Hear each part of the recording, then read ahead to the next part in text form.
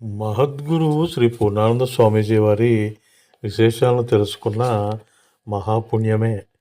1973వ సంవత్సరంలో గురు పౌర్ణిమ కార్యక్రమాలు మియాపూర్ ఆశ్రమంలో జరిగాయి.